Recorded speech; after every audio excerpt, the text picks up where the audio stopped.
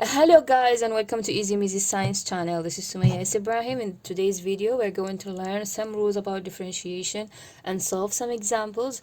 Don't forget to like, share and subscribe to the channel, and also if you have any questions just drop it in the comments below. Let's start.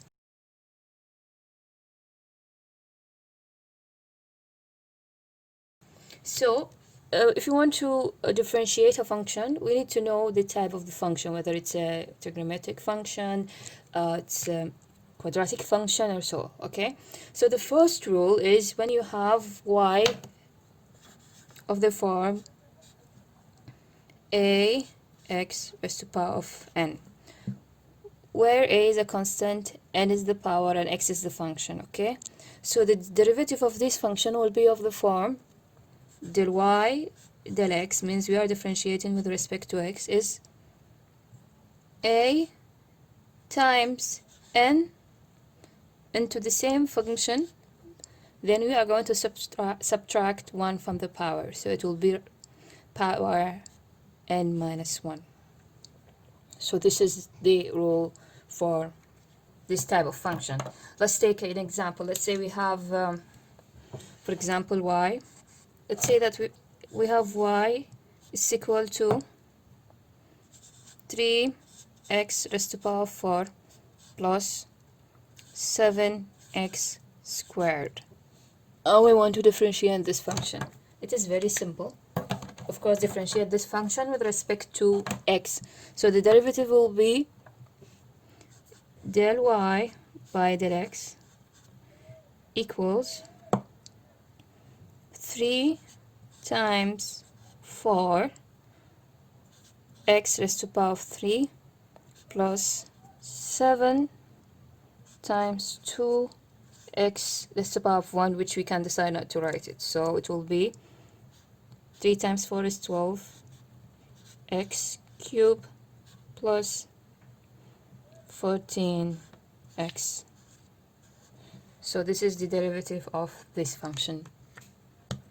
Let's take another example. Let's say our y in this case is equal to 4x squared plus 5x minus 3. Let's say we want to find the derivative of this function. So the derivative means del y by del x. So we're going to follow the same procedure. It will be 4 times 2 into x raised to the power of 2 minus 1, which is 1. We can decide not to write it.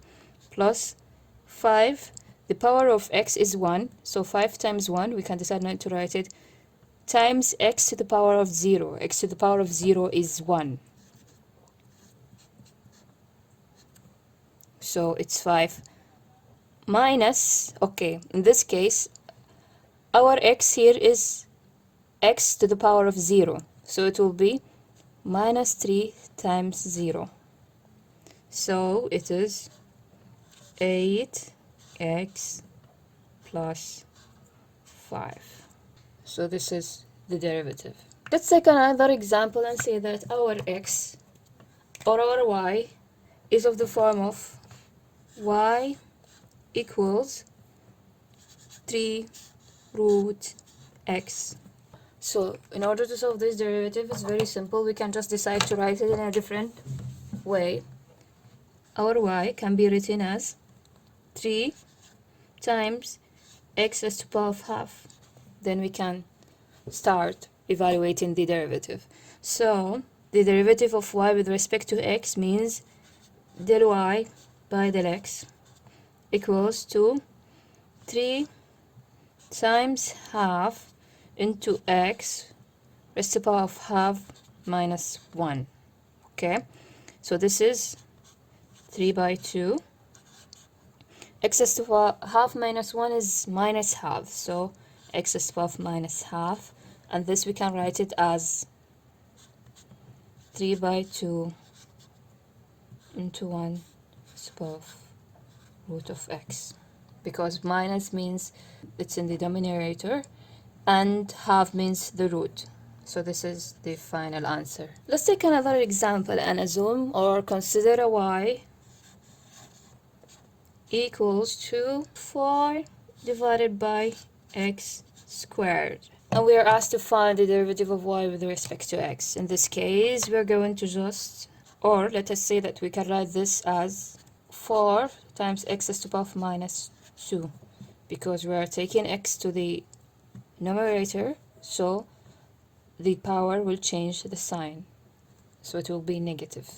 Okay, so differentiating this will be similar, just 4 times minus 2 into x minus 2 minus 1, which is minus 3.